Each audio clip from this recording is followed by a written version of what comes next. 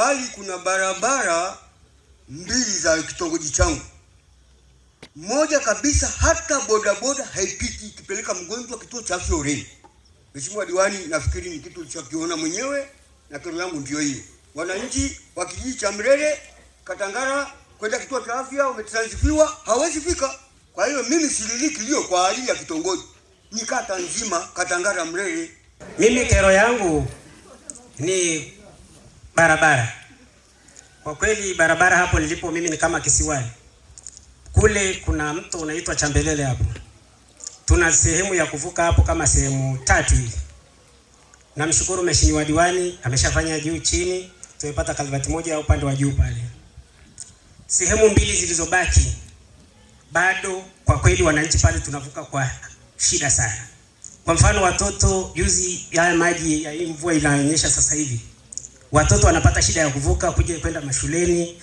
Na waambie na nini wananchi, tunapotoka barabarani, kama mtu hajatoka barabarani, ile sheria ya Msaragambo itumike perpendicular vizuri kabisa. Barabara hizi zisipokupitisha wewe zitampitisha mgonjwa mwingine. Hata sisi tunatusaidia, umechelewa sokoni unapelekwa nyumbani na bodaboda.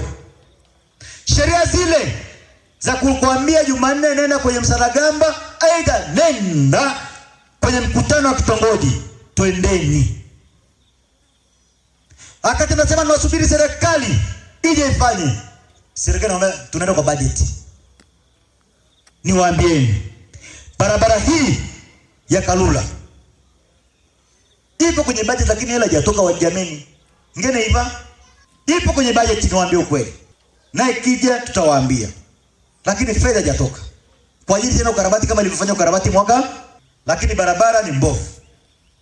Na ndugu zangu wananchi, barabara, na nafikiri wanahabari ameenda kupiga picha ya hapa kuelekea kituo cha afya, imesababisha vijiji vya Olele, Katangara, Mrere kushindwa kwenda kupata huduma ya afya kituo cha afya cha Mashati kwa sababu barabara ile imekatika.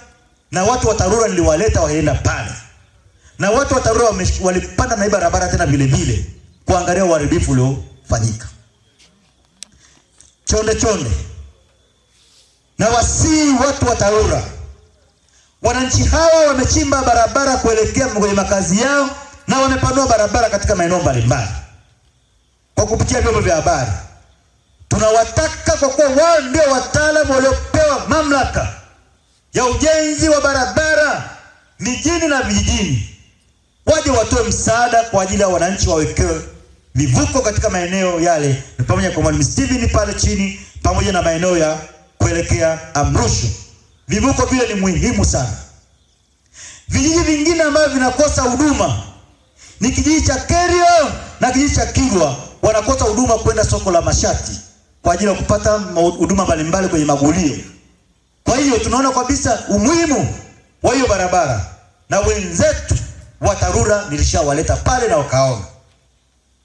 Hata hivyo niliandika ujumbe kwa meneja wa TARURA mkoa au mratibu engineer Juma Wambura, nikaandika ujumbe kwa mtendaji mkuu CEO wa taifa engineer Victor Seif kuhusiana na uharibifu wa hizi barabara hizi hapa.